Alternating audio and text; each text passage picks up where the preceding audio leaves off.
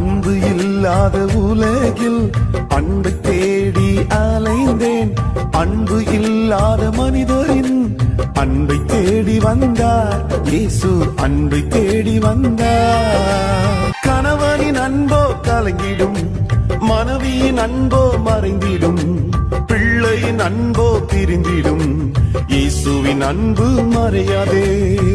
தாயின் அன்போ தவழ்ந்திடும், தந்தையின் அன்போ மறைந்திடும், உறவினர் அன்போ பிரிந்திடும், நேசரின் அன்போ மறையாதே.